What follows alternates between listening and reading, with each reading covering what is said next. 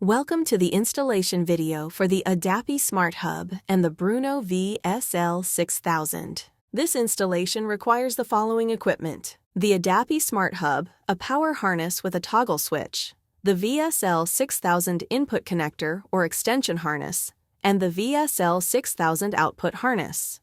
For this demonstration, we will be connecting the Adapy Smart Hub to a battery source as well as a VSL-6000 demo crane. To help you understand how to interface Adapy, I will connect each of the cables for a reference view, starting with the 12-volt power harness and toggle switch.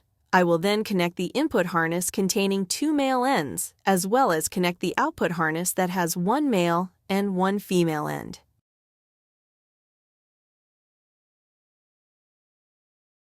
I will then connect the pendant with the input extension harness and connect the crane with the output harness.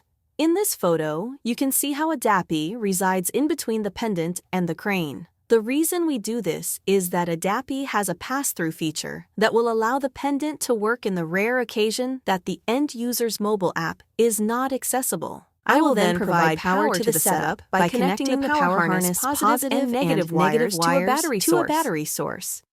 In this example, I am teeing into the existing power wires for demonstration purposes, but you will want to run a dedicated power wire to Adapy with a proper fuse according to NUMETA standards and Adapy installation requirements.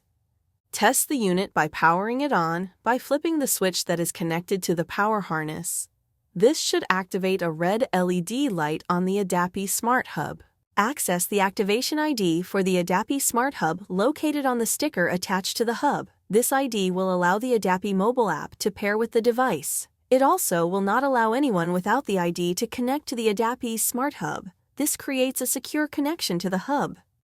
After opening the Adapy mobile app, click on the red Bluetooth icon and click the Connect button. This will initiate a search for the Adapy hub.